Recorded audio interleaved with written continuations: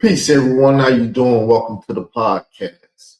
And I want to talk to Khalil Money tonight. So the title of this show is Khalil Money 100. Here goes your own words. Things that you have said. It won't be me lying on you. It'll be you lying to the people. As I told the three wise men, I hope your bitch ass listening too. That's him. An associate degree and a bachelor's degree in English for nothing. It was meant that I would write my story. And as you can see, that nigga has a wet pen game, meaning sharp. You can see I am very succinct in what I say and in my descriptions. And my mind, even today, is very clear in the events and times and dates and how things evolved and came to be. So, as you can see, he's talking. He's been to school. The government put him through school. He know how to write. He like to say wet pen. Now, he explained it to y'all because I just spoke about that wet pen being a sodomite pen and all of that stuff. So he's trying to explain it because I done pooped on this nigga so many times he can't stand when I poop on him. But let's keep listening. Let me read something else to you. Look at what I wrote right here. Look here.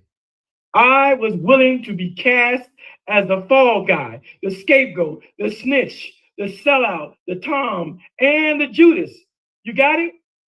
I said I was willing to be cast as the fall guy, the scapegoat, the snitch, the sellout, the Tom, and the Judas.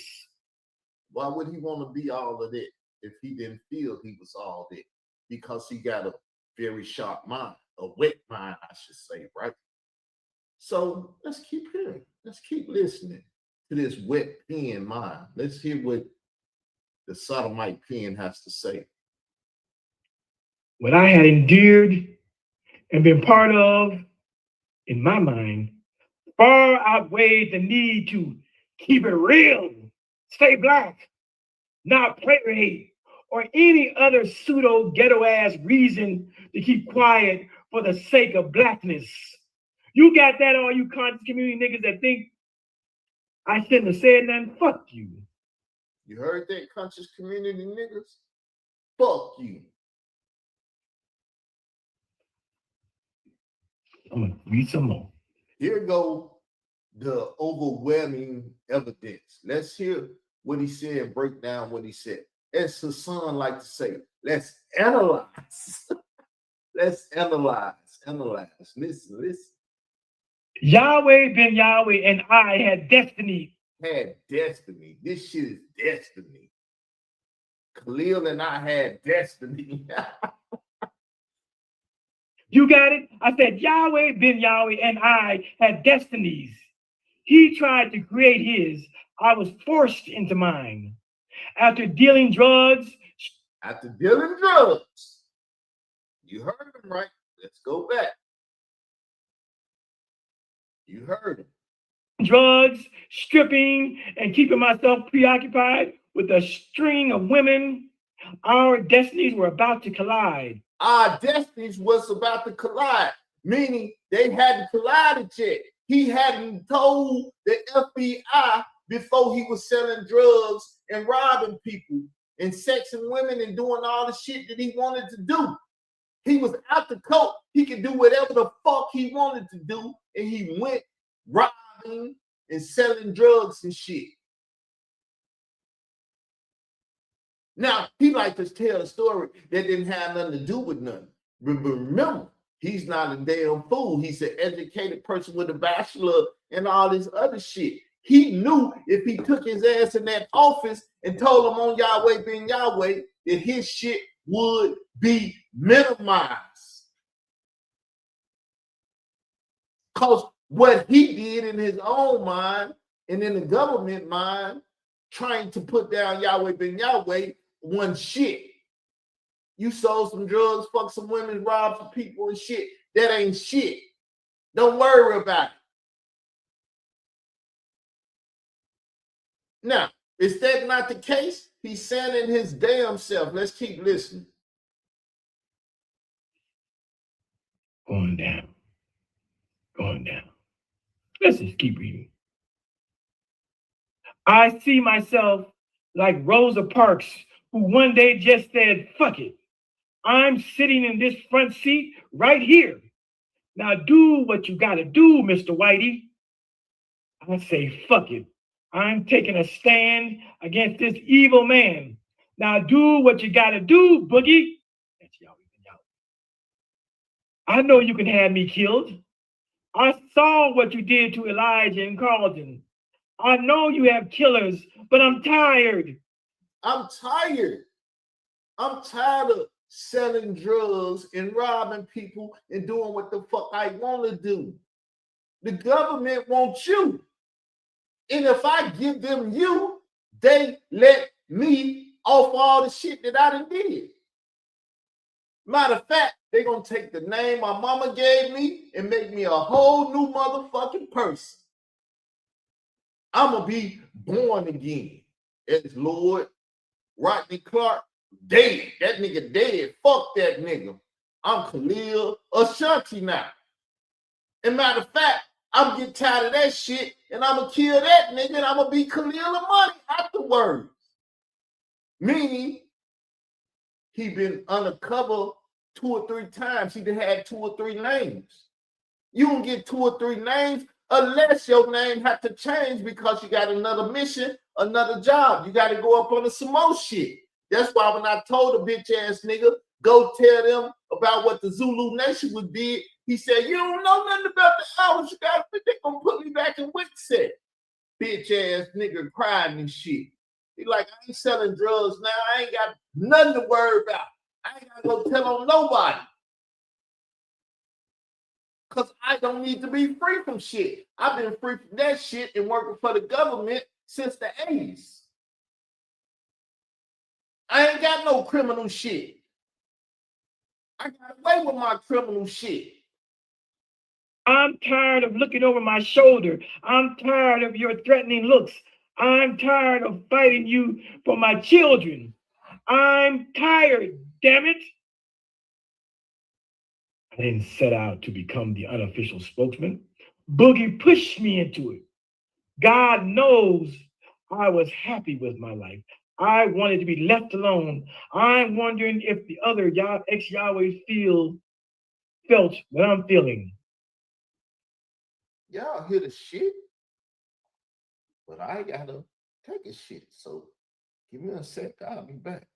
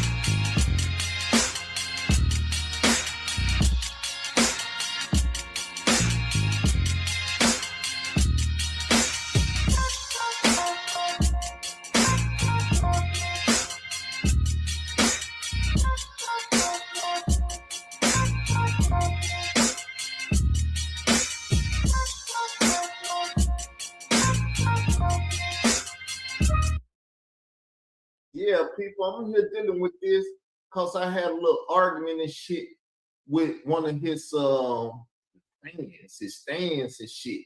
Khalil didn't go to the feds because he sold drugs and this and that. Nigga, that's the shit he tell y'all. That's the shit he tell y'all.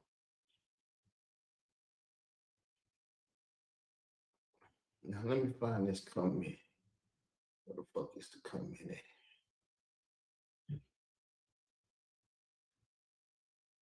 Okay, that's that. Okay. Here go the comment. It's on this video. Let me get this video up and show this video. Because this nigga won't argue with me. Man, I ain't letting no motherfucker that been to school and shit fuck me in the brain. Nigga, I think for myself. So he say, brother, I know the story. Half of what you say are made up. Come on, bro. Let's keep it real. Half of what I say is made up. No, half of what I say has never been spoken about. So, you must be the feds. Tell me why he went to the feds.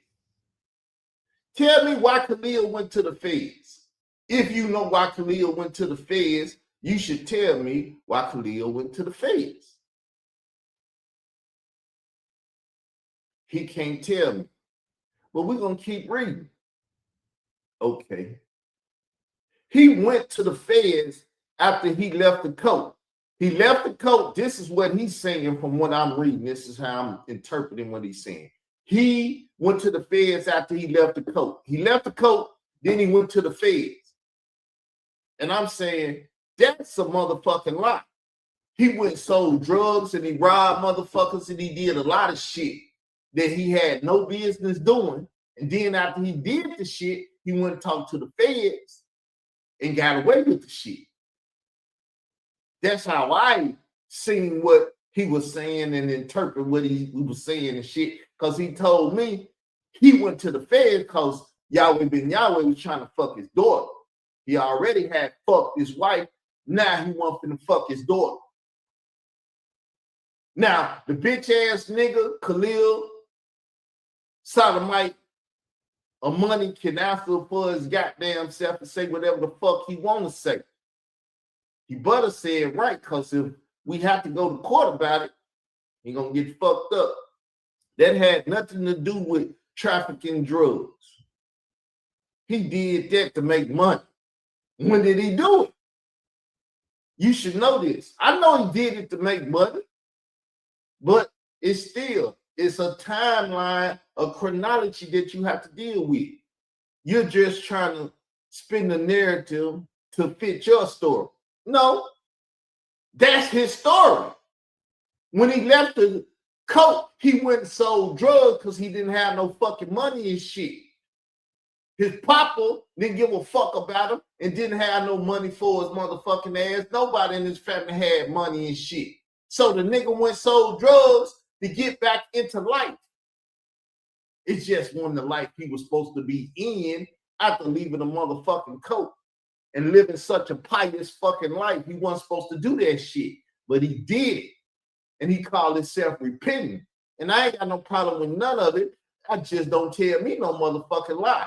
You supposed to be a servant of the Lord God of Israel at that point, because he come out some Hebrew Israelite shit. You were supposed to repent and tell the motherfucking truth. But now you say, fuck the Lord God of Israel. If you want to fuck him, you fuck him. I never fuck him. I never say fuck him. Did too much for me. But let's keep going. So I said, so did he sell drugs and rob people before he went to the feds? Y'all just heard him say he was selling drugs and shit. He didn't say nothing about the robbing people and shit, though. But we know because we got the audio of him saying the shit. He was robbing motherfuckers and doing shit too. So did he sell drugs and rob people before the feds? Because if he did after the feds, that's fucked up. Tell me respectfully, please. He did that to make money after the coke. Then he goes to the feds.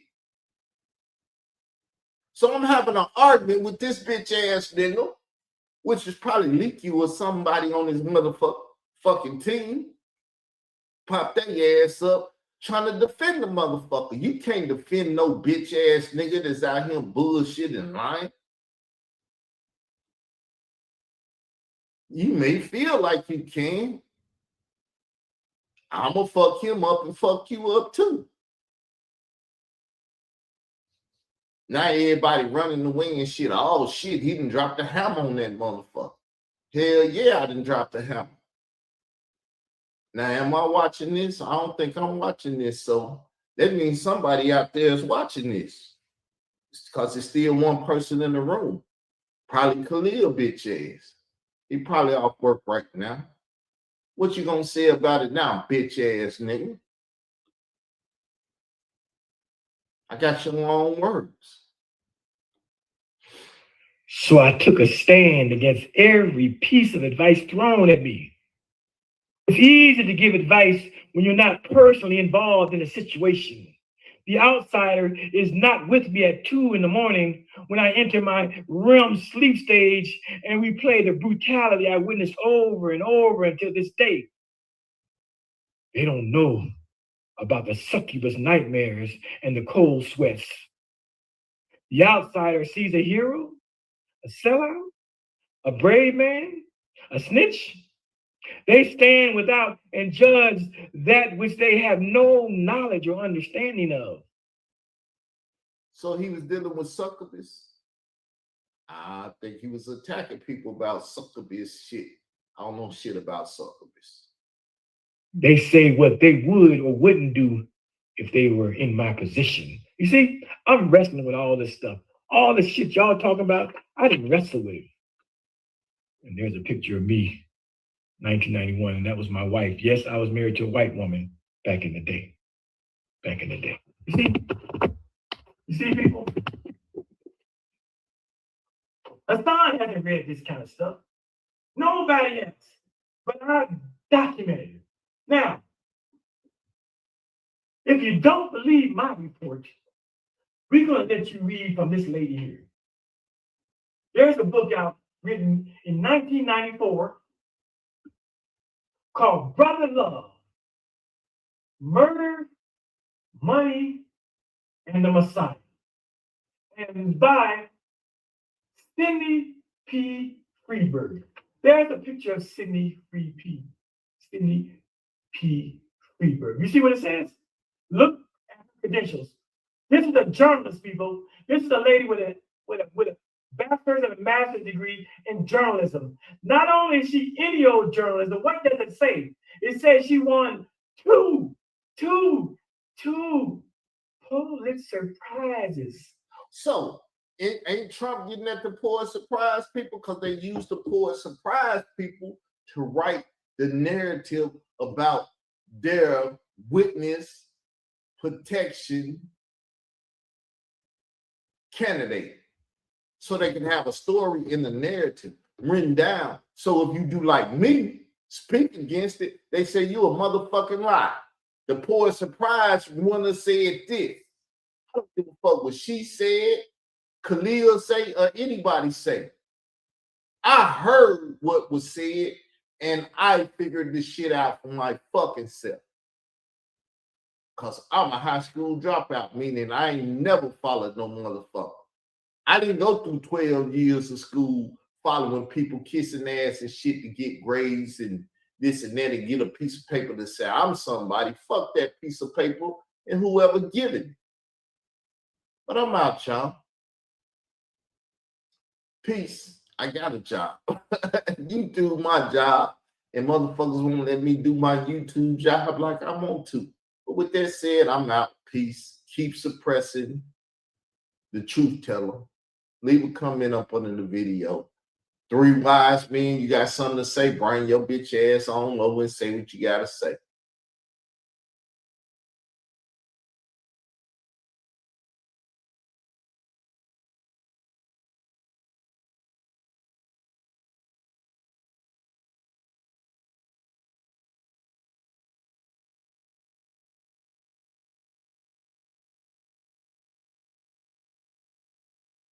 Peace,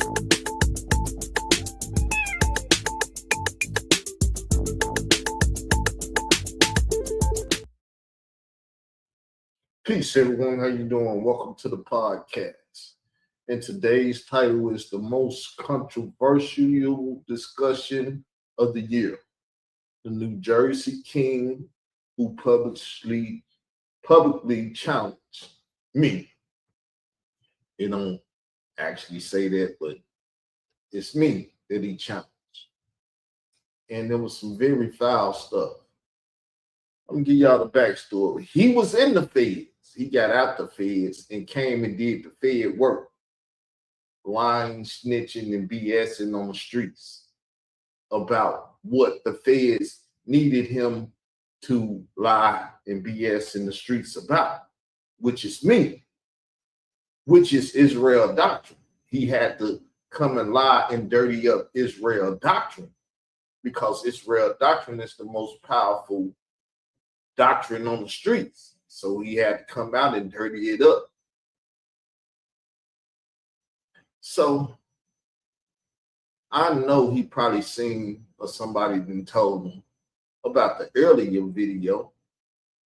So I'm gonna put the link out here just in case he want to come over. New Jersey is an hour earlier than Arkansas. So if he's out there and he's listening, he's doing something, stop what you're doing, because I'm about to ruin the image and the style that you used to, my nigga. Come on over and holler at your boy. And we can get this conversation on. But I know Later Wheels probably told you to shut your mouth. I know Tour Star Terrain probably told you to shut your mouth. Don't engage with that nigga because that nigga is dirty. And I am dirty. Ain't got no problem saying I'm dirty. I'm playing with devil niggas that I got to take out. So I'm going to be a devil nigga too, in the sense of the word. Still not going to change my true character, but I'm going to fight fire with fire.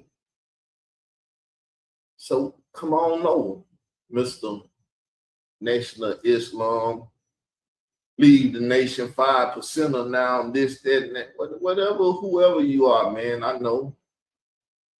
Your origins tie back to the Nation of Islam that was around him, sexing young girls that got Malcolm killed and everything else. I know all about that East Coast politics that y'all had to deal with. I'm from the Midwest. The Midwest, Nation of Islam in Chicago too, but we ain't never had to deal with that stuff that Elijah Muhammad brought to New York and all that other stuff. Because that's where the mosque was, that Malcolm was at. He was at the mosque in New York.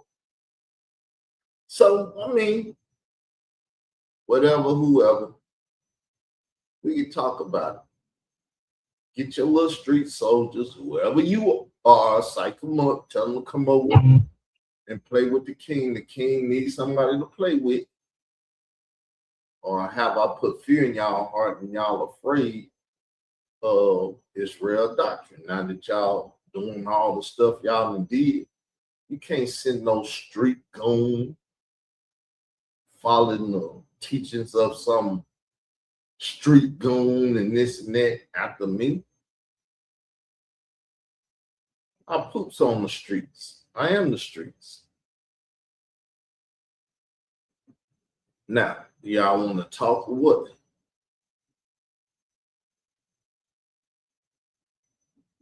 What's the West Coast dude said? Pulling a whole card. That's what I'm doing. I'm out here pulling y'all whole card. Because y'all want to give people the 49311. Like I said, the last show, I understand. Pac said it. Penitentiary dick. Him bitches where they most needed. So y'all think I'm a bitch and I need to be hit with some penitentiary dick, huh? Okay. Whatever. This just a warning. Somebody go out there and tell that so-called king of New Jersey that the king of YouTube said he want to get this on. Bring your sodomite ass over here and talk. Peace. I'm out.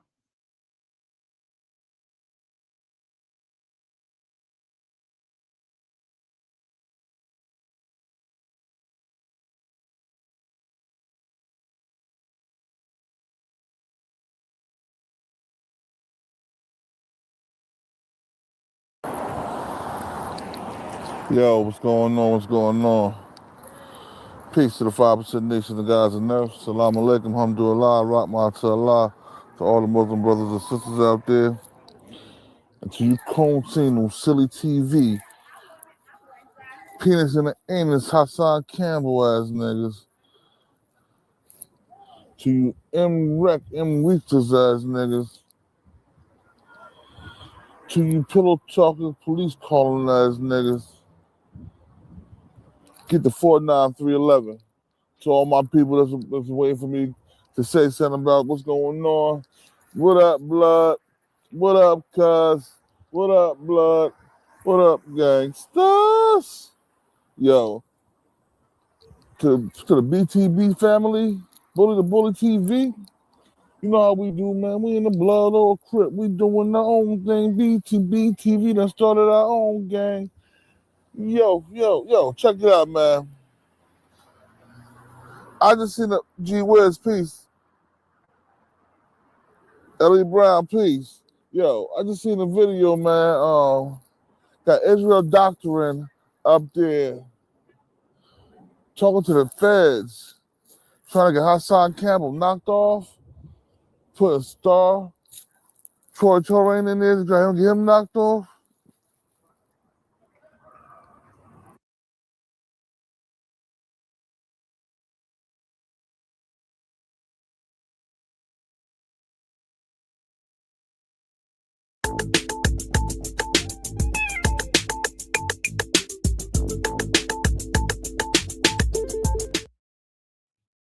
Peace, everyone. How you doing? Welcome to the podcast. And this one is entitled "The New Jersey King Who Publicly Challenged Israel Doctrine Powerful Narrative." They didn't expect this. They didn't expect it. I had the video where he called himself challenging my narrative of going to Wilson. Now, this is a New Jersey 5%. I'm a Chicago Israelite. And he said he want to give me the 49311. And if you're a hip-hop head, you already know Method told you what the 49311 is. Do the silence. So the man threatened to put some heavy Hassan Camel penis in me for my actions. This is spiritual warfare at its finest. You have a righteous Israelite Christian versus an unrighteous 5%. Because he want to protect K. Slay and this and then he had Gene Deal on his channel and everything trying to protect K. Slay's name because 5%ers from my viewpoint are wicked people. K. Slay was out here trafficking children for Bambaataa to have sex with.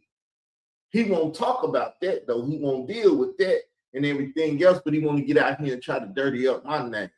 I watched the video with Israel Doctrine on the phone with the feds. No, I wasn't on the phone with the feds. I was on the phone with... Let me see exactly how to say this because I want to state everything proper and right. But before I do, I'm going to play this little clip right here. Let's play this little clip. You see it's on YouTube streets.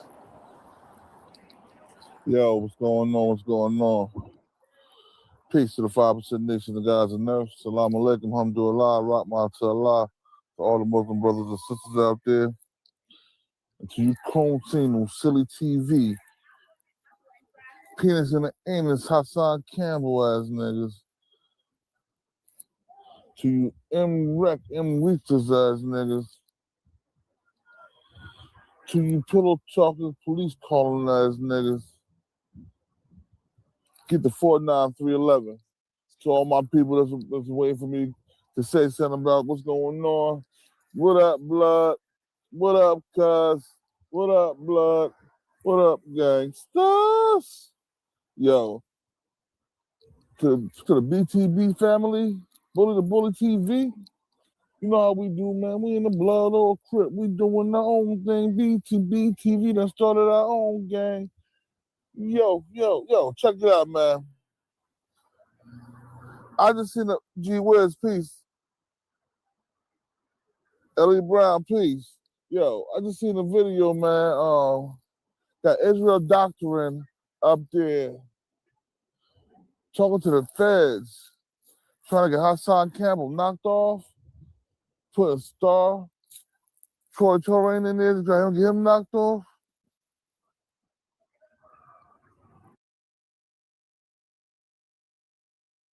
Now, as you can see, I brought some evidence.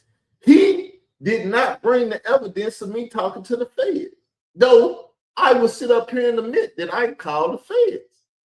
But I didn't get the feds. I got the service woman that answered the phone, because the feds that I was calling wasn't there. The feds that I was calling are the ones that Sinetta TV put up the card and her son Campbell put up the card. So I had the feds number from Sinetta and her son, who had evidently been talking to the feds, but they won't talk about that. They see y'all trying to talk about my life and what I did, and I'm justified in everything I did. Y'all can come kill me or hit me with the 49311 because I understand. As Pac said, penitentiary 49311 to niggas in this. I understand hip hop, I understand it all. But understand that I am an Israelite Christian. I don't play by y'all rules. It's only one governing body I listen to, and that's the Lord God of Israel. I don't give a, excuse my French, a damn about anybody, Pope, Farrakhan, anybody that run y'all religiously or spiritually, or however you want to say it. I roll with the Lord God of Israel. Now, you other Hamitic people and all this BS that y'all on, you sodomite want to be giving people 49311. I understand. Bully the bully. You got a problem? You want to say something? Invite me to your channel and bring your tail over here to my channel. And when we do it, I'm going to share it on my channel, and we ain't doing SHIT. And this is not no democracy. This is a dictatorship. I'm dictating. Say what you want, do what you want. You the man. Just know that if you fan the fire, the flame will rise. With that said, peace. Leave your comments up under here. 5%ers, Hebrew Israelites, whatever you are.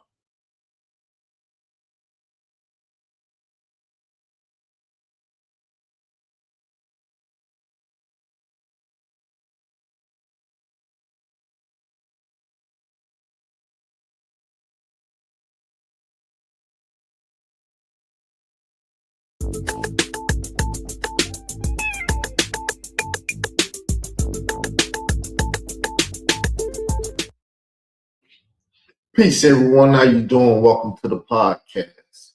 And I want to talk to Khalil Money tonight. So the title of this show is Khalil Money 100. Here goes your own words. Things that you have said. It won't be me lying on you. It'll be you lying to the people. As I told the three wise mans, I hope your bitch ass listening too. That's him. An associate degree and a bachelor's degree in English for nothing. It was meant that I would write my story. And as you can see, that nigga has a wet pen game, meaning sharp. You can see I am very succinct in what I say and in my descriptions. And my mind, even today, is very clear in the events and times and dates and how things evolved and came to be. So, as you can see, he's talking. He's been to school. The government put him through school. He know how to write. He like to say wet pen. Now, he explained it to y'all because I just spoke about that wet pen being a sodomite pen and all of that stuff. So he's trying to explain it because I done pooped on this nigga so many times, he can't stand when I poop on him. But let's keep listening. Let me read something else to you.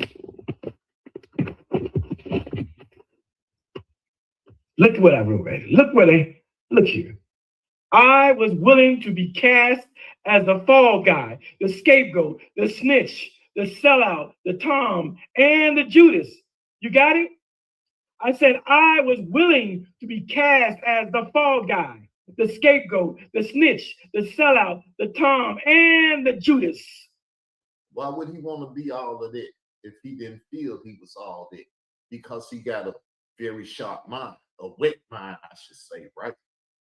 So let's keep hearing. Let's keep listening to this wet pen mind. Let's hear what the sodomite pen has to say.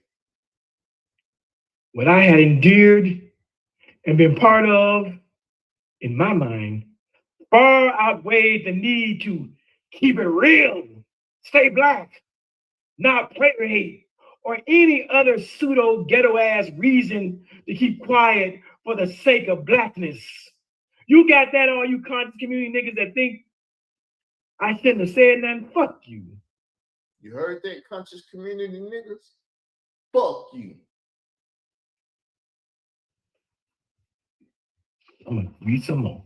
Here go the overwhelming evidence. Let's hear what he said and break down what he said. As Hassan like to say, let's analyze. Let's analyze. Listen. Yahweh ben Yahweh and I had destiny. Had destiny. This shit is destiny. Khalil and I had destiny. You got it? I said Yahweh ben Yahweh and I had destinies. He tried to create his. I was forced into mine. After dealing drugs.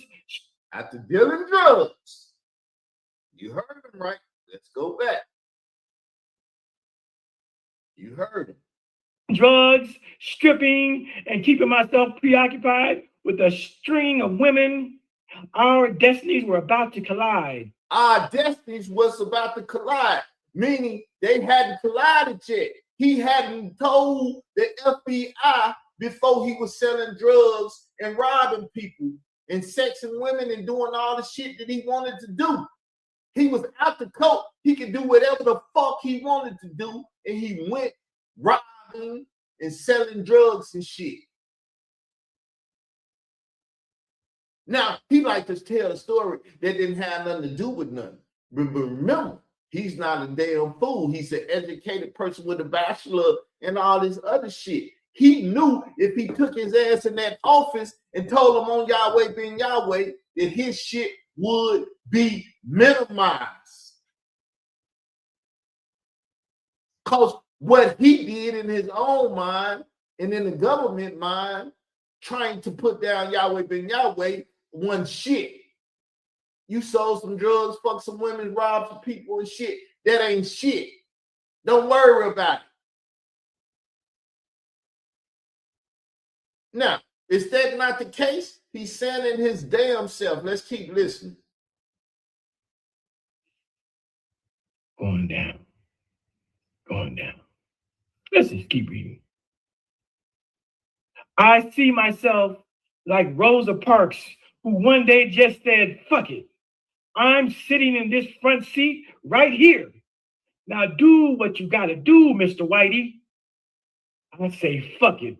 I'm taking a stand against this evil man. Now do what you gotta do, Boogie. That's Yahweh. I know you can have me killed. I saw what you did to Elijah and Carlton. I know you have killers, but I'm tired.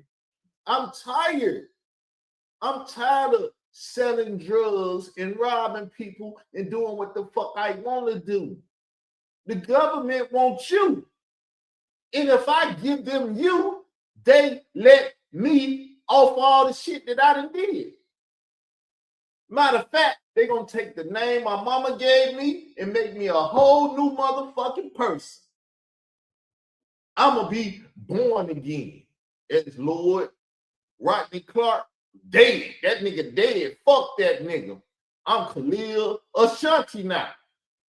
And matter of fact, I'm getting tired of that shit and I'm going to kill that nigga and I'm going to be Khalil of money afterwards. Meaning he been undercover 2 or 3 times. He done had 2 or 3 names. You don't get 2 or 3 names unless your name had to change because you got another mission, another job. You got to go up on some more shit. That's why when I told a bitch ass nigga, go tell them about what the Zulu Nation was did, he said, you don't know nothing about the hours. You got to, they gonna put me back in Wixset. Bitch ass nigga crying and shit. He like, I ain't selling drugs now. I ain't got nothing to worry about. I ain't got to go tell on nobody. Because I don't need to be free from shit. I've been free from that shit and working for the government since the 80s. I ain't got no criminal shit. I got away with my criminal shit. I'm tired of looking over my shoulder. I'm tired of your threatening looks. I'm tired of fighting you for my children. I'm tired, damn it. I didn't set out to become the unofficial spokesman. Boogie pushed me into it. God knows I was happy with my life. I wanted to be left alone. I'm wondering if the other ex-Yahwehs felt what I'm feeling. Y'all hear the shit? But I gotta take a shit. So give me a sec. I'll be back.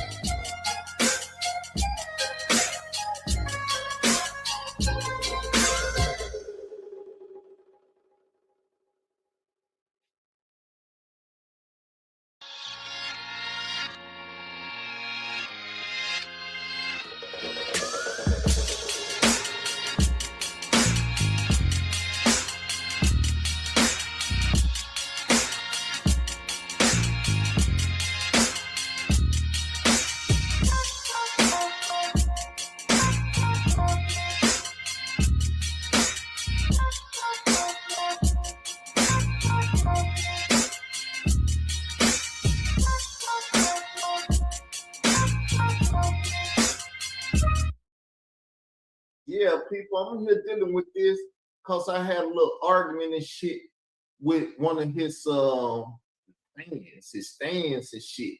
Khalil didn't go to the feds because he sold drugs and this and that. Nigga, that's the shit he tell y'all. That's the shit he tell y'all.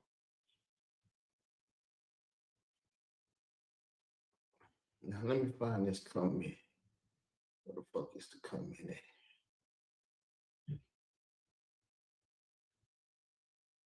Okay, that's that. Okay. Here go the comment. It's on this video. Let me get this video up and show this video. Because this nigga won't argue with me. Man, I ain't letting no motherfucker that been to school and shit fuck me in the brain. Nigga, I think for myself. So he say, brother, I know the story. Half of what you say are made up. Come on, bro. Let's keep it real. Half of what I say is made up. No, half of what I say has never been spoken about. So, you must be the feds. Tell me why he went to the feds.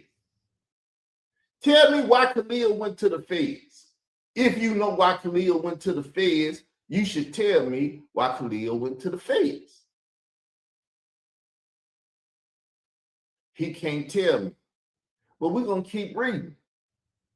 Okay. He went to the feds after he left the coat. He left the coat. This is what he's saying from what I'm reading. This is how I'm interpreting what he's saying. He went to the feds after he left the coat. He left the coat, then he went to the feds. And I'm saying, that's a motherfucking lie. He went and sold drugs and he robbed motherfuckers and he did a lot of shit that he had no business doing. And then after he did the shit, he went and talked to the feds and got away with the shit. That's how I seen what he was saying and interpret what he was saying and shit. Because he told me he went to the feds because Yahweh Ben Yahweh was trying to fuck his daughter. He already had fucked his wife. Now he wanted to fuck his daughter.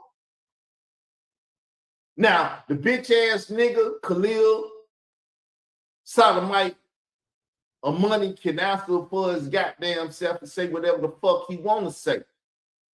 He better say it right, because if we have to go to court about it, he gonna get fucked up. That had nothing to do with trafficking drugs. He did that to make money. When did he do it? You should know this. I know he did it to make money, but it's a timeline, a chronology that you have to deal with. You're just trying to spin the narrative to fit your story. No, that's his story. When he left the coat, he went and sold drugs because he didn't have no fucking money and shit. His papa didn't give a fuck about him and didn't have no money for his motherfucking ass. Nobody in his family had money and shit. So the nigga went and sold drugs to get back into life. It's just one the life he was supposed to be in. All right, we're going to pause that for a sec. I want to play some stuff. I just want to show y'all how real this thing is. Some Hassan Campbell. Bam didn't get stabbed 20 years ago. Bam just got stabbed up to date. That's why I came out. What did her son just say? He came out because Bam got stabbed.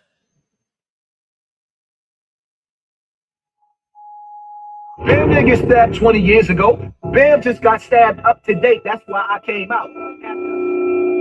No alleged. I was asked to execute that boy. So he wouldn't spread his story.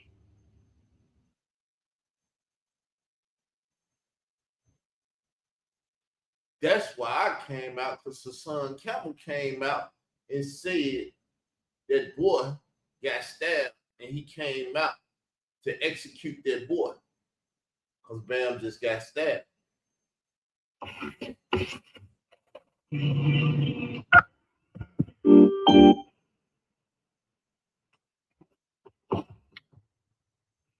When Africa Bambaataa got stabbed, the next day we went to his house to see who stabbed him, and he gave me a picture of the young man that stabbed him. When I looked at the picture, the dude looked like me as a baby. Like, damn, he was a young boy. He was a baby.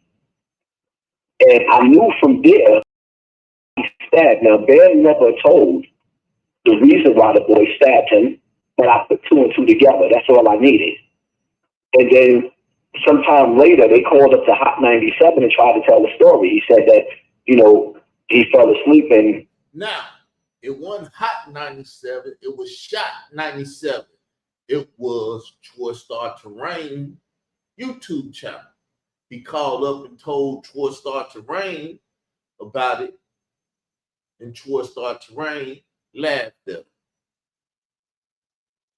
Woke up with Bam giving him oral sex with his finger in his behind, and he stabbed him and he stabbed Ahmed. So, throughout some time, I've been going to certain brothers that was down in the Zulu that was in position, telling them, yo, we need to pull Bam to the side and check him on some of the, on the things that I was hearing about that was still going on, but everybody kept brushing it to the side because they already knew this to be going on with Bam. So eventually, last year when the Million Man March came about, is when it just broke. I let loose and I made the video. So I made the video before Ron Savage actually came out. Everybody thought that Ron Savage came out first. No, I came out first. But what happened was when I made the video, certain members of the Zulu Nation reached out to me and told me, like, listen, like Muhammad Islam, for example, he created the Zulu Warriors and he was employing up to 120 people on security jobs. So he was like, if you do this, you're going to destroy us. And I was a part of them. So I said, you know what? I want it to go away anyway. It's embarrassing. So I'm going to take the video down. Then out of nowhere, Ron Savage pops up and he just got into, got on them and my video popped up at the same time. So he just told you Ron Savage came out first. Then my video popped back up. Then Troy Star Terrain came talk to me. So Hassan is the second out of him and Rose. Now the question is, why did Ron Savage come out? Because I claimed that both of them came out to cover up that boy. So that boy wouldn't be talked about. Sound right? I'm the one that I took down. So somebody actually saved it to their computer. And from there on, it was like, you know what? I guess it was part of God's plan. Yes, it's part of God's plan. When Africa...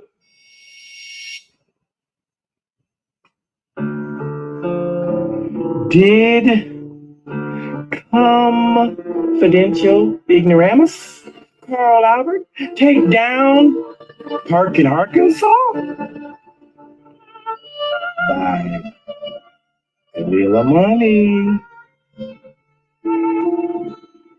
If you know anything about the writing process, you've got to be astounded at my clapback.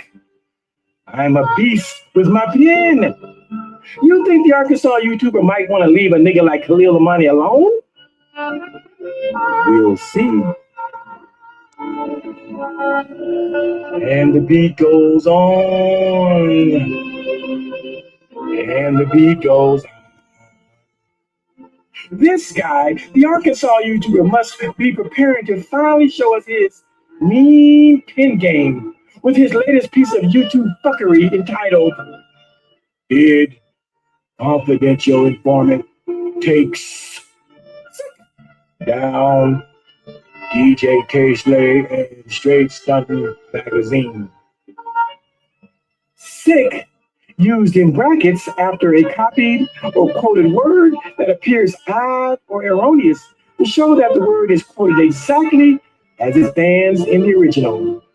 In other words, the Arkansas YouTuber, as usual, fucked up his title using takes instead of take. And I wrote it exactly how he wrote it.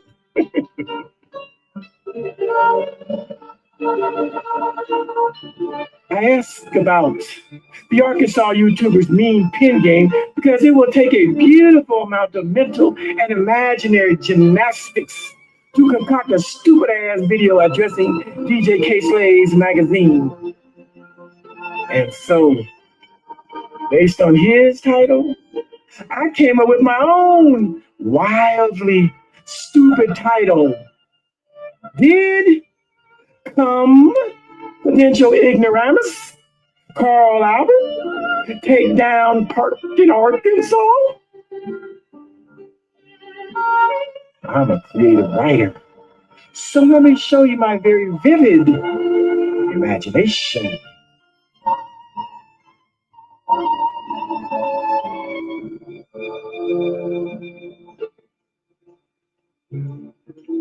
If my mother died and willed me a house in a godforsaken place like Park in Arkansas, I would have sold her house and took the money and moved to Memphis or Chicago, where liveliness and good food and entertainment, fashion, opportunity, money, and women exist. Park in Arkansas is where old folks live, where old folks retire, where old folks who ain't never been to the big city reside, where old folks who don't have cable TV live, where niggas my age just settle down. But Carl Albert, a.k.a. Israel Doctrine, a.k.a. the Arkansas YouTuber, chooses to live in this hellhole.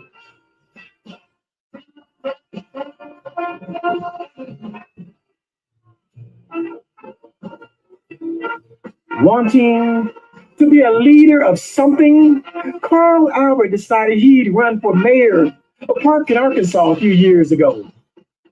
Could he possibly become the mayor of his deceased mama's hometown? Oh, how happy she would be knowing that her son had transcended his bum assness. Oh, how super elated she would be that her son, who could not read or write, the son who was a little touched, the recalcitrant and prodigal son who hadn't amounted to shit while Mommy Dearest was alive, had finally found something to do with his bum ass life.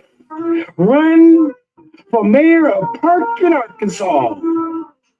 Even though Parkin is part of the South, this little town is only 1% white and a staggering 88% black. Mrs. Davis could rest in her grave knowing that her bald-headed, receding hairline, chubby and hunchback little son, little Carl, could finally make something of himself, become Mayor Carl Albert Davis. Becoming mayor, in spite of never having finished middle school, high school, and never having stepped foot in the halls of higher academia, college. How delusional and out of touch Carl Albert is to think that a mayor should have no formal education or higher education. How delusional Carl Albert is to think that a 5th grade dropout can be mayor of Parkin, Arkansas. Carl Albert was going to defy logic and the normal path to public service. In his mind, it was all about his famous name, Carl Albert.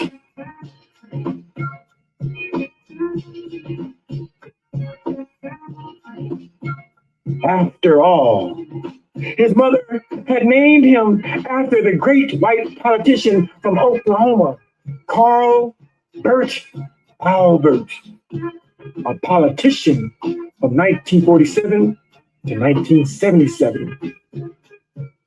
For Carl's mother, naming him after the highly educated and well-respected white politician was her way of hoping that her son, little black misshapen hairline Carl, would live a life of greatness, perhaps going to college like the white politician and making her a proud mother. But instead, she died in Carl's arms, going to soar with the eagles, knowing that this child, Carl Albert Davis, was the child she should have aborted. He wasn't shit, hadn't done shit, and wasn't going to do shit with his life.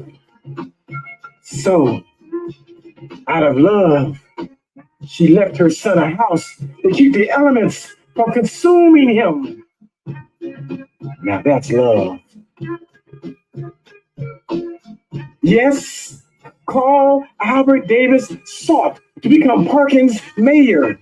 Really though, with 88% of Parkin being colored folks, all Carl Albert had to do was go door to door and make himself and his platform of governing known.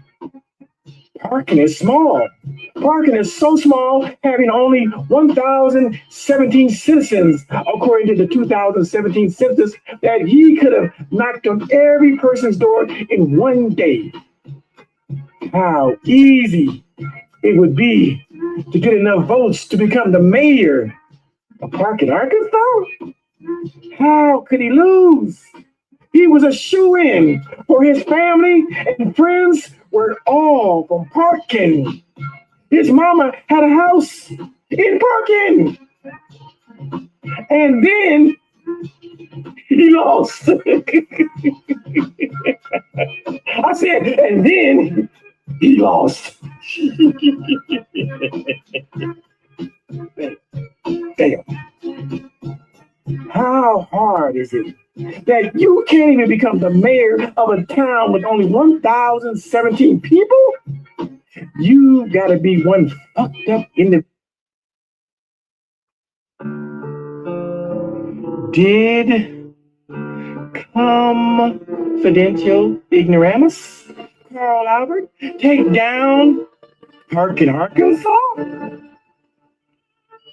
By Lila Money. If you know anything about the writing process, you've got to be astounded at my clapback. I'm a beast with my pen. You think the Arkansas YouTuber might want to leave a nigga like Khalil Amani alone? We'll see. And the beat goes on. And the beat goes on. This guy, the Arkansas YouTuber, must be preparing to finally show us his mean pen game with his latest piece of YouTube fuckery entitled, Did Confidential Informant Takes Down DJ K-Slay and Straight Stunting Magazine. Sick used in brackets after a copied or quoted word that appears odd or erroneous to show that the word is quoted exactly as it stands in the original. In other words, the Arkansas YouTuber, as usual, fucked up his title using takes instead of take. And I wrote it exactly how he wrote it.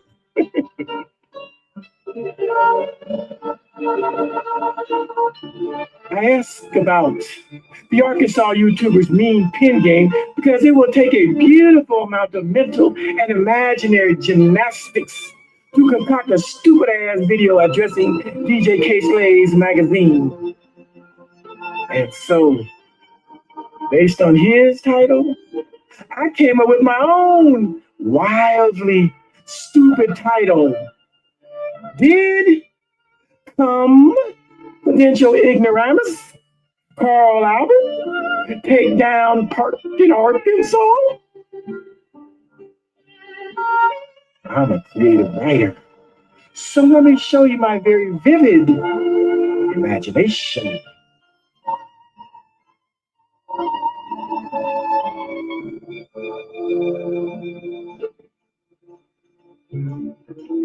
If my mother died and willed me a house in a godforsaken place like Park in Arkansas, I would have sold her house and took the money and moved to Memphis or Chicago, where liveliness and good food and entertainment, fashion, opportunity, money, and women exist.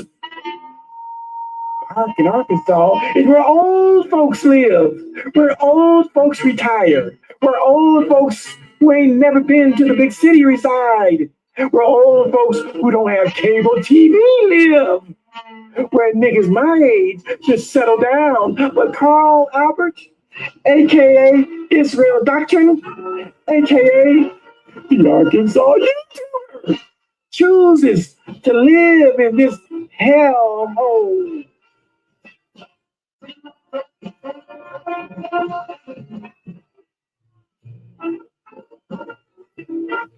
Wanting to be a leader of something, Carl Albert decided he'd run for mayor of Park in Arkansas a few years ago.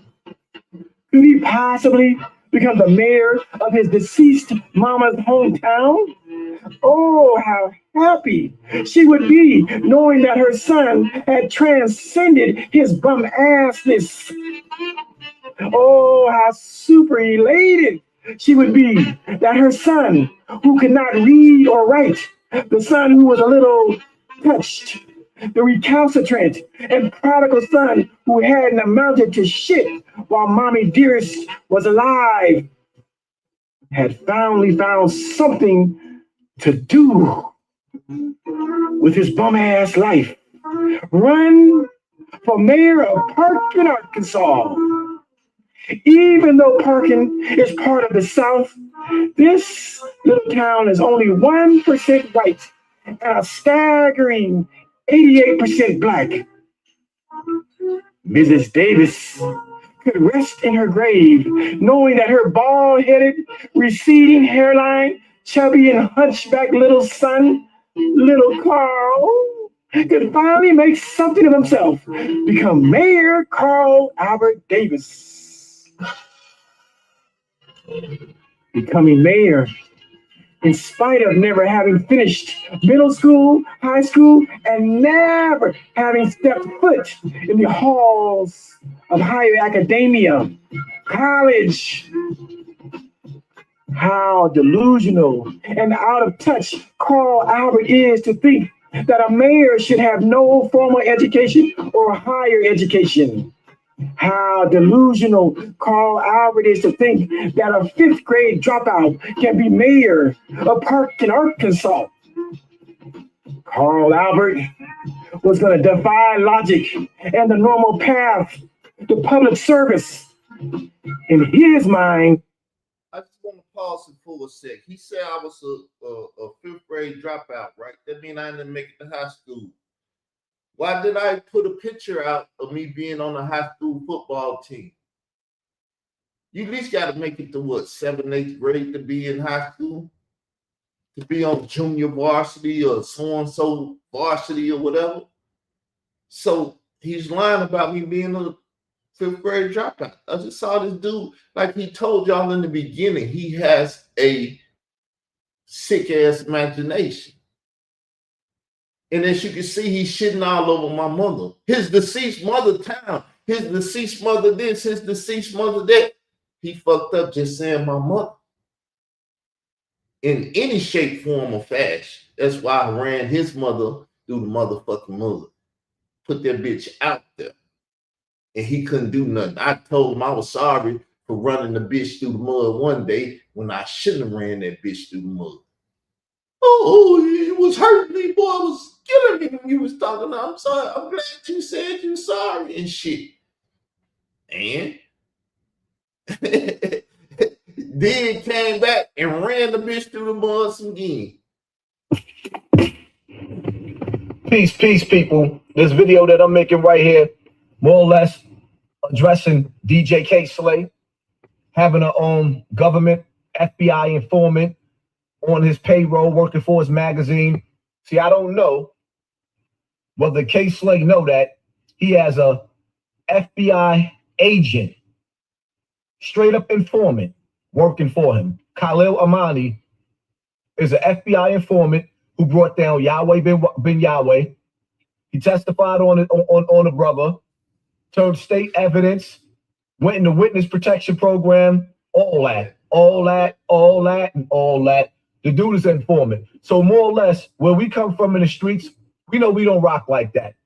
See, the bottom line to it is putting Africa Bambaataa on trial, or rather, because nobody testified against him, but putting Africa Bambaataa out there as a pedophile is one thing. You expose pedophiles, put them in jail, murder them, whatever the case may be, you handle pedophiles. But you don't sign up. Khalil Amani, you don't sign up to be down with a group of people, run with a gang in the street, Hebrew, Israelite, whatever you want to call it. You don't incorporate yourself in the crime. And then when you can't stand the heat, you jump the hell out of the kitchen and run to the FBI. This is what Khalil Amani did. So more or less, I'm just letting it be known. No disrespect to K. Slay, just in case you didn't know. Now I'm letting you know. The dude that's up under your magazine that's boasting about being an advocate for homosexuality. And I'm like, So Hassan Campbell was ripping DJ K. Slay a new asshole when the bitch ass nigga was still alive. Before he died, Hassan made this video. You got motherfucking rat working for your magazine. They like to take 12 inches of dick up his ass and so on, so. But to each his own, but he's going a little too hard for homosexuality.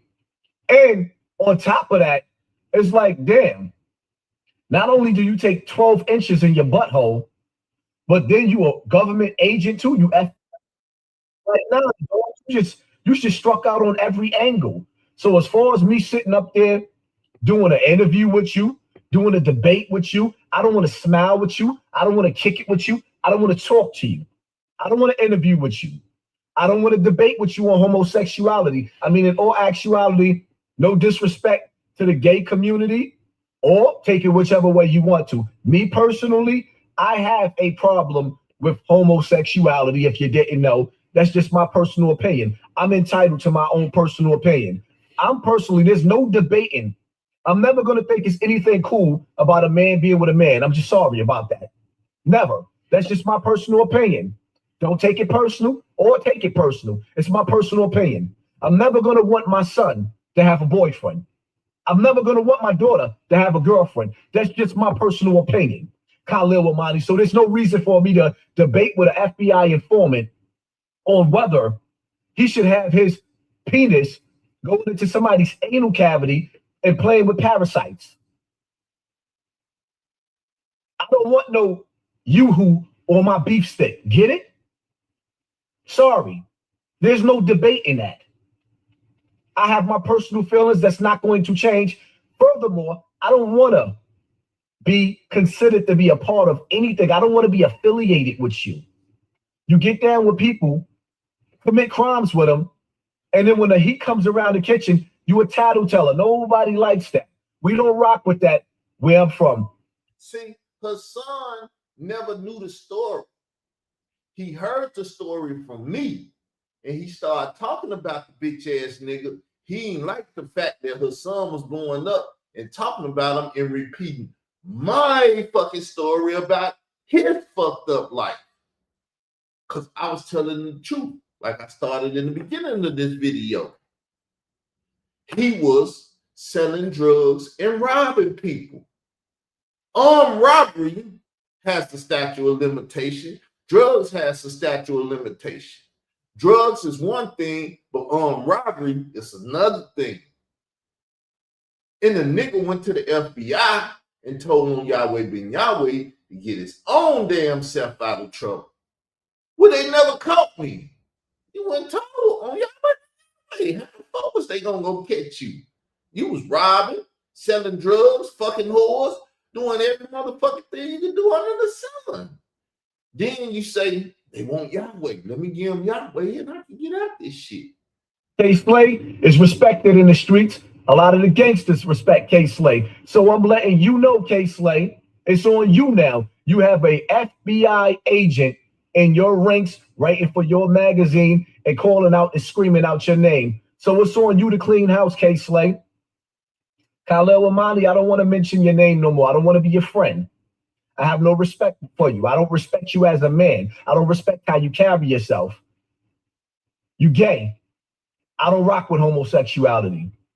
You're an FBI agent who turned states on Yahweh Ben Yahweh. He didn't say he didn't rock with FBI people because he ran with WAC 100 and Tekashi 6ix9ine. Why the fuck you think they was there? Khalil Amani had them there. Tekashi 6ix9ine, government informant. WAC 100, allegedly, because he run with a government informant, just like DJ K-Slay, bitch ass was running with the same government informant. I don't rock with rats. You are 57 years old, trying to discredit a victim of Africa Bambaataa, trying to throw a monkey wrench in my story, exposing a pedophile. Because you are less than a man and you want people to know that you wrote about Africa Bambaataa first, because that's all you did. You gossiped, you wrote. You're a gossiper. This is what your life consists of. And you mad because you're not getting no recognition. So I'm going to recognize you. I'm going to give you the attention that you want to. I'm going to recognize you as the homo rat you are. Okay? This is who you are. You are a government agent who turned states and went into witness protection. So you are official rat certified. Know what it's like to go into witness protection. Know what it's like to get a check from the government. Know what it's like to commit a crime and go hide. Go hide your hands. Then pop up on the stand and testify with a smile on your face. No, I don't want to be your friend. No, I don't want to kick it with you. No, I don't want to have a debate with you. I don't want to talk to you. I don't even want you mentioning my name no more. Matter of fact, if you want to mention my name all you want to, nobody's going to rock with you. So he stopped chasing him and said, I'm going to get Carl for you. Carl fucked you up, but I'm going to fuck Carl up, and then I'm going to get a name, and everybody going to watch me because I'm going to stab him in the back. I'm going to do exactly what I did to Yahweh being Yahweh to Carl out. And watch me blow up. I'm going to be famous for it. Nobody likes a rat. You got a double whammy. You are a certified rat, and you're a body boy. So you got a double whammy. Like, damn, homie. My suggestion for you, go back into witness protection. My suggestion for you, you know you're not even built like that. You can't stand the rain, so stop making videos talking about Son Campbell don't want to box, Poppy don't want to box it out with the 57-year-old man. I would commit to telling you how I would smack the shit out of you and then take that back before you report my fucking video, you coward. K-Slay, get the coward up out of your rank, man. Get that dude from up under you, K-Slay, before he take you down too. The dude is a certified rat. It don't look right, K-Slay. Shout out to K-Slay. But see what happened? He kept the rat around. Somebody either killed his ass or he went to witness protection or did something. The motherfucker ended up disappearing. Nobody ever seen the body, so we don't know where the fuck he went. He just poof up and disappeared one day. And they said he was dead. Then when I got on his ass, everybody was at the funeral. I don't give a fuck if they look in the casket. Was it anyone in that motherfucker? You can't prove that bitch ass nigga dead to me. Go dig him up and show me the body or the bones in this motherfucking casket. Then I say, okay. Still don't prove it's him, just prove it's some casket with some bones in it. It don't look right. The dude is a rat. How y'all say? Kill all rats? K-Slay, you supposed to be the OG. You older than me. You supposed to be the OG. You say kill all rats? Well, get that rat up out of your circle. What's good, people? It's your boy Khalil Amani. It's a beautiful, but a little bit cool, Saturday morning in the Midwest. As you can look, let me show you. That's the Rocky Mountains. It's beautiful. Don't tell me that Colorado and Denver ain't a beautiful place to live, because it is. Look at them. Look at them mountains tonight. Snow-capped mountains this morning. All right. I just want to talk to you and address a few things. First, I'll let you all know that I did my first live last night. It was pretty fun, interesting. And I went ahead and I said, you know what? Let me see what this whole monetized thing is about. So I went over to the page, clicked on a few buttons, and it told me that I was eligible to be monetized because I have over 1,000 subscribers and I have over 4,000 hours of logged YouTube time being watched. 14,000 actually. So I went ahead and clicked the button. So if you start seeing commercials pop up my thing in the next month, I'm monetized. I'm getting monetized. Not that I need. This is when he was still with me and he was chasing me. See, he had a new goal after her son said he didn't want to fuck with him. He got her son next to Wack 100 and Tekashi 6ix9ine. Then he started chasing up behind me and trying to dirty up my name for her son. So I wouldn't stay on her son ass and this and that. They took my channel, took my position in the algorithm because Israel Doctrine Reloaded had all this shit on. Matter of fact, I'm going to keep playing this and I'm going to go get this information right quick. 1 second. Get the money, but fuck it. Fuck it. I got a couple videos that went over 50,000 views on before I was monetized. I got a video about me dyeing my beard 5 years ago. It's got like 60,000 views on it. If I had to monetize that thing, I would have me a little bit of money. That's okay. I ain't pressed. I got a job and a career. But anyway, I want to address a few things going on in YouTube world. Around the whole Hassan Campbell thing. First, I want to talk to Israel Doctrine. You asked a question about the FBI and when they're going to step in, when they're going to look at the case. One thing I'll say, as you all know, I'm a former federal informant with about 7 years working with the Bureau. So I know a thing or two about how they operate. Oh, my bad. I put some stuff over so it cut it off. But let me get the pictures up here. Let me get them up here. Got to pull it up so I can share the pictures. This is all the flagging that went on with me. Y'all see that?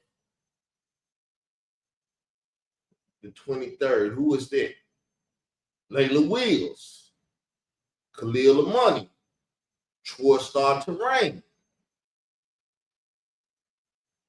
Layla Wills, DJ K Slade, Layla Wills.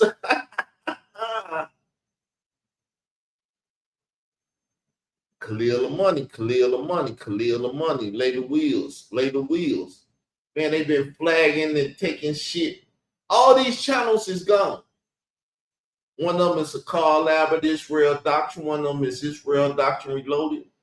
I think this Israel Doctrine Reloaded right here. Removed by DJ K Slade, removed by DJ K. Yeah, that's the one right here. This Israel Doctrine Reloaded and these two other channels.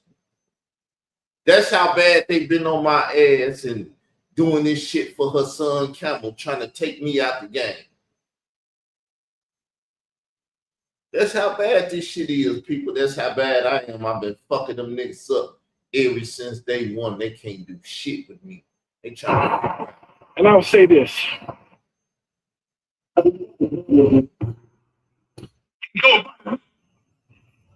I promise you.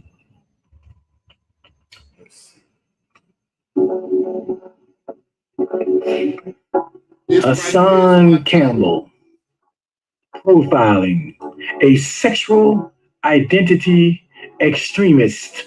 That's my type. Part 1 by Khalil Amani. That's my type. Sexual identity extremists, like black identity extremists.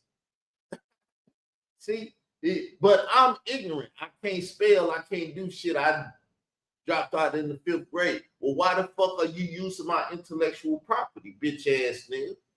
Because you're not more intellectual than me. I play dumb. That's how you get a bitch ass nigga to play like he the man, and then you fuck his ass off.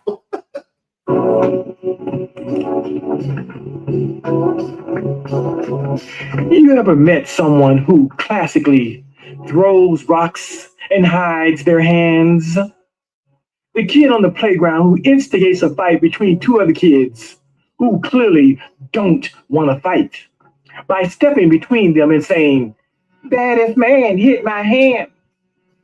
And then one of the kids hits the instigator's hand, and then the instigator hits the other kid and says, "There, he just hit you." And the fight's on. There are people in this world that instigate fights, wars, revolutions, and coups d'etats. People who are shit starters, rebel rousers, and agent provocateurs.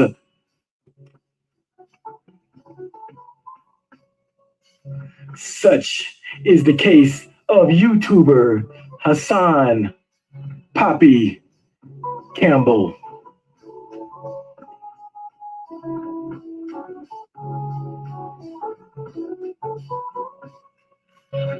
Hassan continues to do the work of a demagogue, rebel rouser, and agent provocateur, most recently by going on his silly YouTube channel and airing a video of a bunch of grown-ass white men who claim that they were molested as children by men.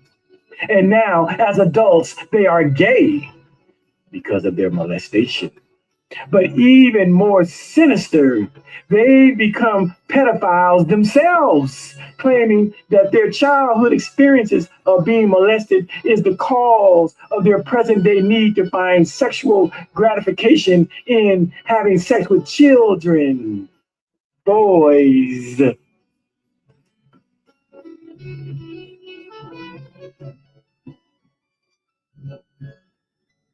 Hassan is shaping up to be what YouTuber Israel Doctrine has coined a sexual identity extremist. Someone whose views on human sexuality are dangerous, destructive, and called. You hear? He gave the credit what Israel Doctrine called a sexual identity extremist, because the motherfucker stole my shit.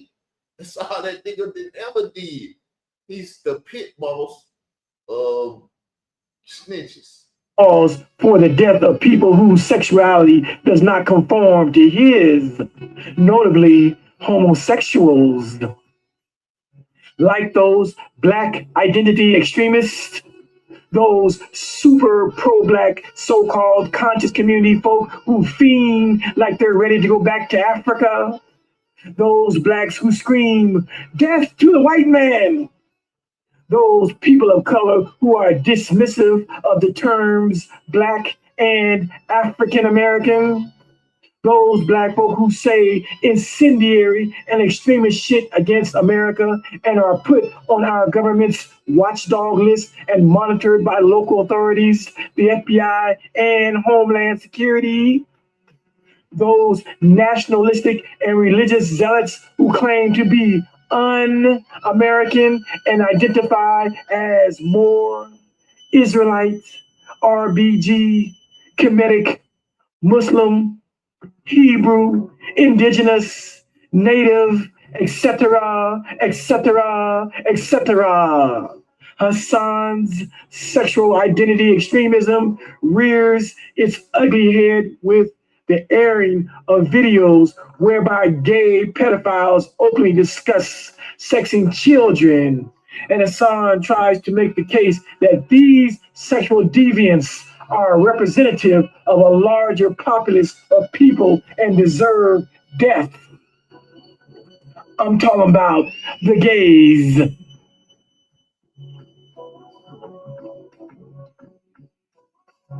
By airing such filth as this video, Hassan's goal is to make a case that being gay means that you are a pedophile and that all gay people are gay because they were molested in childhood.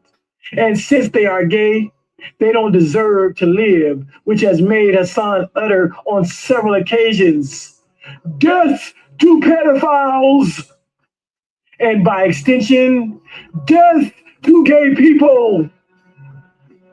Hassan is a sexual identity extremist whose hate speech will one day be included in the RICO case he's building against himself.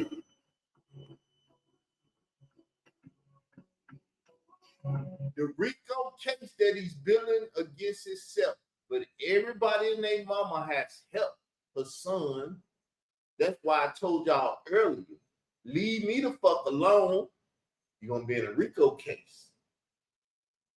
You come out here, you fuck with me for her son, let her son blow up, get his numbers and get his money and feed his daughters and do all the shit that he do. You don't get shit, but you fuck with me for him and try to get him a position in the algorithm and everything. Motherfuckers like Zip the Drip, 10 Toes Down, Charleston White, Khalil the Money, Lay the Wheels, Troy Start to Rain, Dave Wedge, Marshall Hamilton, all you bitches in a RICO. The one time that those who oppose Hassan's demagoguery should stand up and shout down this line of reasoning for the most part, have stood mute, silent, as not to look like they're siding with gay rights. Hassan has indirectly called for the death of 20% of the world's population, the gays, and no person in these YouTube streets, YouTuber, moderator, or chat commenter has shouted down Hassan for his death threats against pedophiles, hence gay people. Not now one, save except Khalil Amani, has taken Hassan to task for his vile assumptions and open threats against a part of the American citizenry.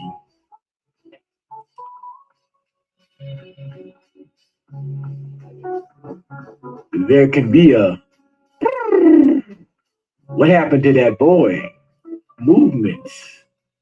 But if Hassan's rhetoric against gays is carried out, will we be asking, what happened to those gay boys? Will YouTubers be as concerned for the deaths of our gay young men? I'm just saying.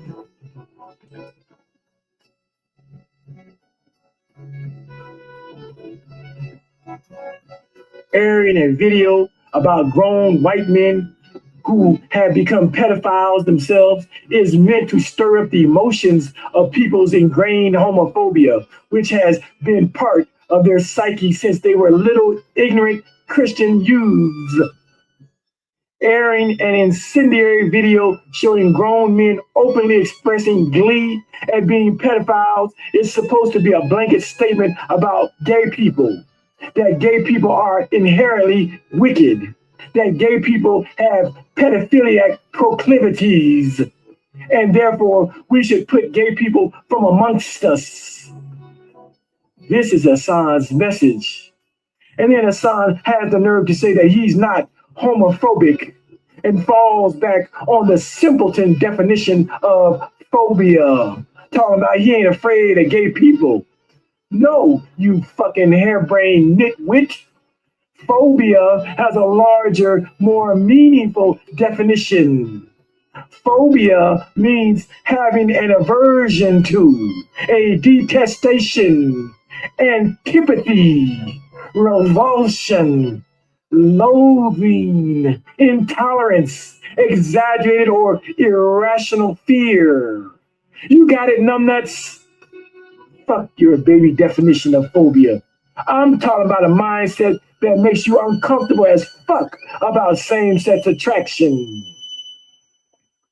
I'm talking about a mindset that has you thinking homosexuality leads to pedophilia.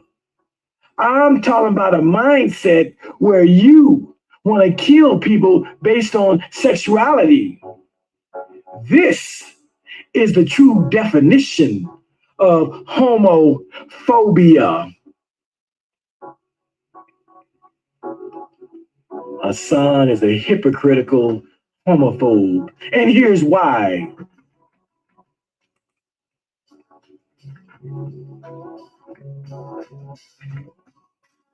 It doesn't matter that Hassan wants. Oh, let's get back over here. America, world star via white men openly talking about molesting. I want to show something right quick, so we're going to get up off of that.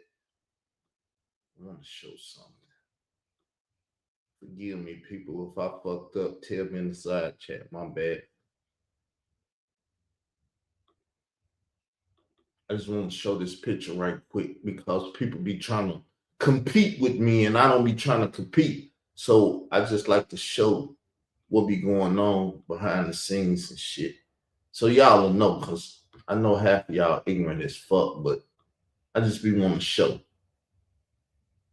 So y'all see it's the live, this analytics, 99 views, watch time is 5 minutes or so. People are coming through and watching and leaving because they know it's a live video, but it ain't really a live video. It's recordings and shit. But I get views.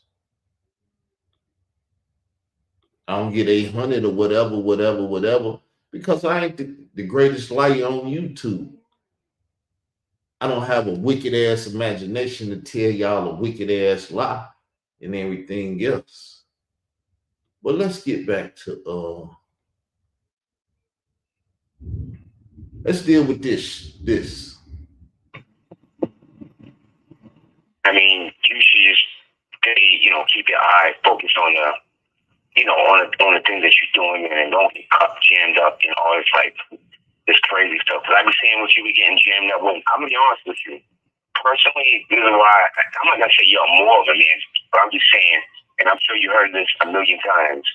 Like, you actually, I salute you, because for what you did to come out about the Gambada thing, you're a better man than me. You know what I mean? In terms of that, and yourself on social media or whatever, and you keep everything strong. Seriously, real talk, like I said a couple of videos ago, just focus on the positivity, man. Like, what you're doing right now is good shit. Seriously. Like, just don't even just ignore that stuff. I'm not saying it's going to disappear, because like I said a couple of videos ago or whatever, hate and misery and people just want to bring you down, and the crabs and the barrel shit is going to always be there waiting for you. You have to be, the way you're being a bigger man and the way you put yourself out there on social media, you know what I mean? At the same time, you should do the same thing with all the negativity. Let that shit always be there. You still there? Yeah, I'm still here. Yeah, you still live. You still there? Yeah. All right, cool. That's what's up. So my whole thing is like, yo, I mean, I don't even know how old are you, Rashawn? 41. Okay, boom. So you in the same, I'm 43, so you running the same crowd as me, whatever. But what I'm saying is like, yo, from a brother to another brother, seriously, real talk, I understand how it can get. And I'm gonna be honest with you, I have high blood pressure. I go through smoke with my family and shit, and I acknowledge that I have high blood pressure, and I acknowledge I have a temper problem. But at the same time, I know even though you're what do you call it, like an online personality type person, and I'm not just a regular dude listening to you like everyone else is listening to you. So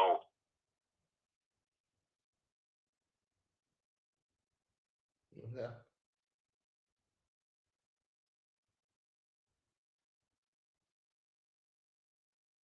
What has happened to the audio?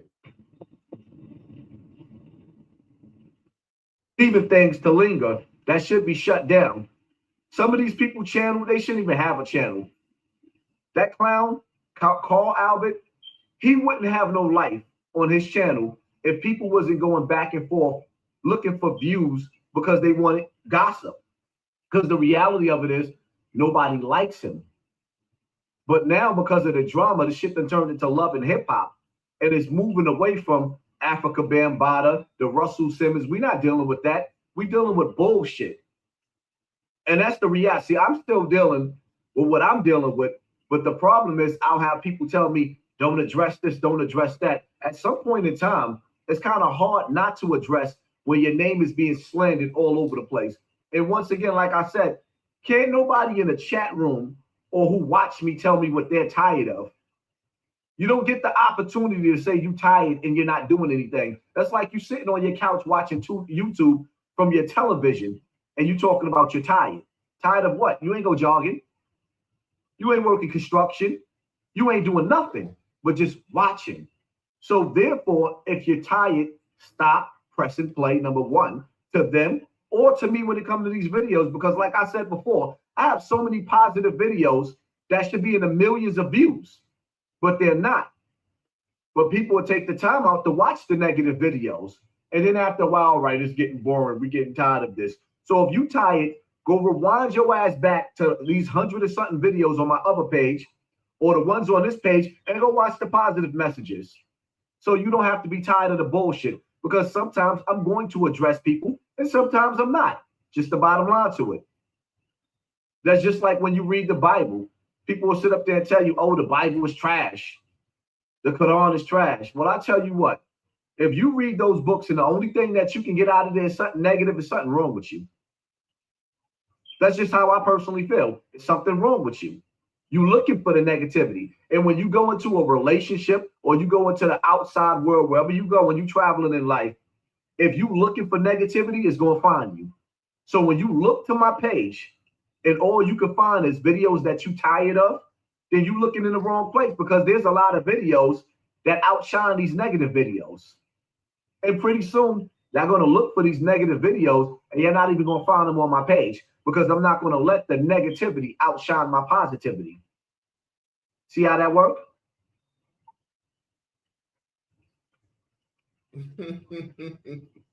Gentlemen, son, you big So now, niggas keep watching. I know some of y'all done seen the because I wasn't really gonna make a video about it. I know y'all done seen that stupid remix shit that they did, the What Happened to That Boy. I'm gonna speak on that one time and one time only. Don't go look at the video because it's not worth it. I'll tell you what the video is about. Don't show no shine to them dudes no more. If they want to keep a following, after a while, talking about Hassan Campbell is going to get played out. They're going to have to find other things to talk about. It's going to get played out. See, to him, Bambaataa got played out. He ain't talking about Bambaataa no more. Matter of fact, Bambaataa is dead now, so he ain't got to talk about him no more. But they still talking about him because I'm still here talking about him. It ain't never got bored to me. I don't give a fuck if nobody come over here and watch this motherfucker. But we see that 100 people have watched this video so far. If they ain't watched number 2 minutes, 1 minute, 5 minutes, damn near 6 minutes, I'm getting views still off this same shit because I'm consistent in what I do. I'm never going to get played out. I always have something to talk about. So we're going to talk about it. These cats made a video about the victim that stabbed Africa Bambaataa. Now let's talk about that. Africa Bambaataa and Ahmed was stabbed by this young boy he's between 17 to 21, 22. He's a young boy. Now, whatever situation that young man found himself in, from what I understand, he was supposedly date raped. I tell people all the time, I can't say Bam ain't changed because I don't know what Bam do as of today. But in the past, I've never, me personally, known Africa Bambaataa to date rape anybody, including myself. See, the one thing I'm not going to do ever is lie on Bam. I'm not going to lie on him. Because like when I tell you, when I say to the people that this man was like a father figure and I had love for that man, the Stockholm Syndrome is gone.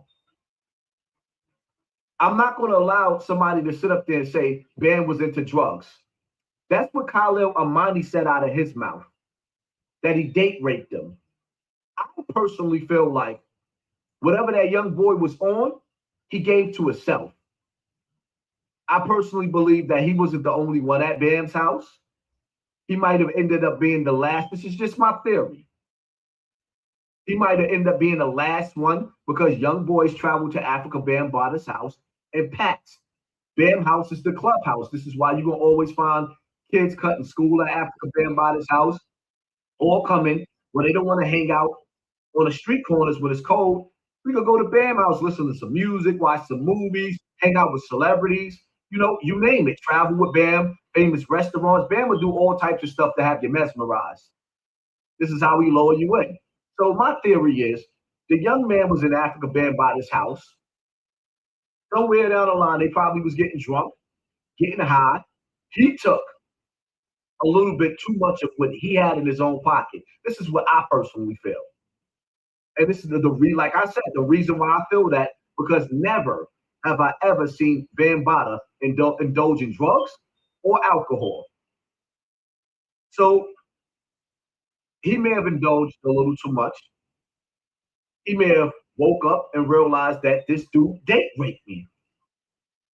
He probably woke up with his pants down and Africa Bambaataa bobbing and weaving. I tell people all the time, Africa Bambaataa loves giving oral sex. Have I ever gave Africa Bambaataa oral sex? No, I haven't. At this point in time, what is there for me to lie to you about? I done gave y'all everything there is. Well, not everything, but I done gave y'all enough for y'all to have an idea of who Africa Bambaataa is. He likes to give young boys oral sex. He feels like it gives him power. Moving right along. The young boy woke up. He found himself in a confrontation. Now, from what Ahmed told me, he said that the young boy came to the house him and Bam. The young boy came to the house in a cab. This is Bam's story, actually. That he paid for his cab. He came over there. Bam said the young boy came over there. He looked like he was drugged up, like his head was in the cloud. He was looking all over the place. I'm listening to Bam, and I'm saying, yeah, you're giving a little bit of a truth. When that young boy woke up that morning, he didn't come in the cab. He ended up staying over. When he woke up with a vengeance. At first, he woke up like Bam said, looking all over the place, looking confused. I believe that. He woke up and he was contemplating what. I don't want y'all to hear that. Remember, Hassan told you, you'll look up the internet and you won't be able to find this shit unless you was like me around kicking that nigga ass and downloading this shit.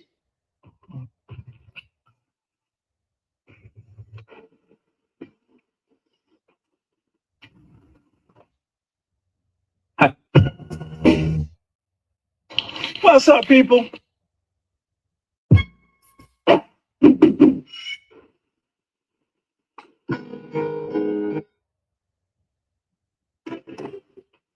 Oh, here we go.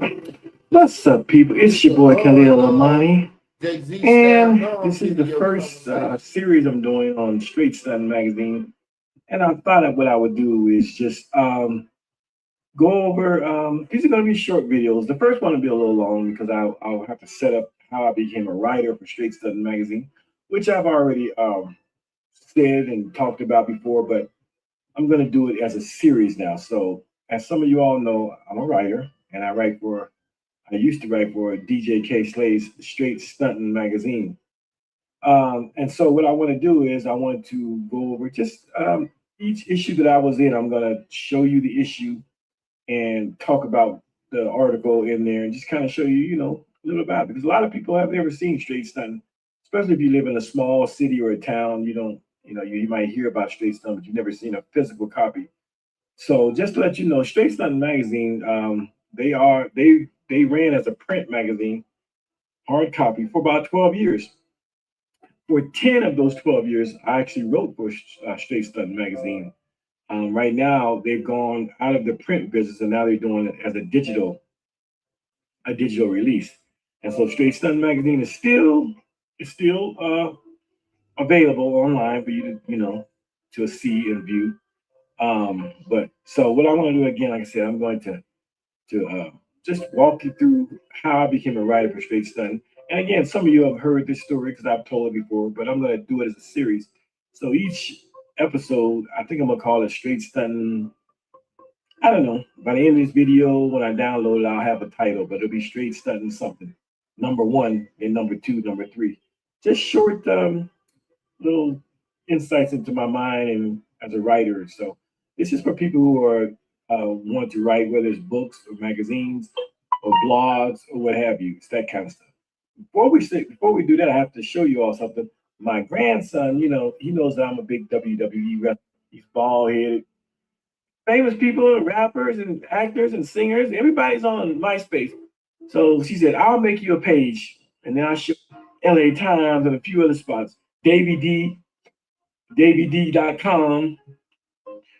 Hey, this is K. Slay.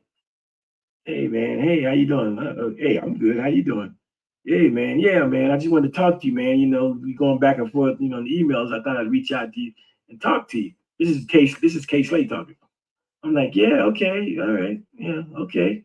I'm waiting for the fire. Because all I have is his emails, and all his emails are straight fire in the negative. So he's like, yeah, man. So, yeah, man. First, I want to say to you, this is what K. Slay says. First, I want to say, I read your article, and you got a mean pen game. And I can quote him on that. He said, you have a mean pen game. I said, oh, thanks. Okay, all right, okay. And so the niggas congratulate me. I'm thinking, this nigga trying to lower my defenses before he dog me out.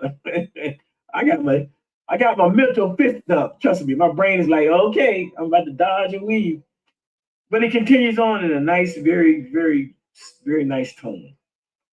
Hey man, I got to thinking, about what you wrote, and I got a chance. I went back and read some more of your stuff. I went and checked you out, man. You're pretty heavy, man. Like I said, your pen game is dope. You got a mean pen game. I'm like, yeah, okay, yeah. So I went back and read your stuff, and had a chance to think about what you're saying, and I asked myself, why aren't there any like openly gay rappers? Well, I said, well, K Slade, that's all I was trying to do. I'm not saying that just because they gay, they have to become a famous rapper. But I'm just saying, if there's a legitimate lyricist who just happens to be openly gay, why can't he excel in mainstream? So that's it, y'all. Listen, hey, I got a whole plethora of shit over here to fuck with these niggas. They can never shut me up because I got videos galore for days. Videos for days. Just to say I'm a bad man. A very bad man. When I want to be.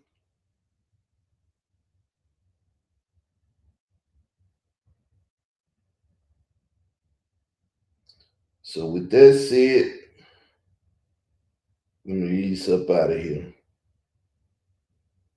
You heard me? You heard me? I'm up out of here, y'all. Y'all have a great day. Leave a comment at the bottom of the video.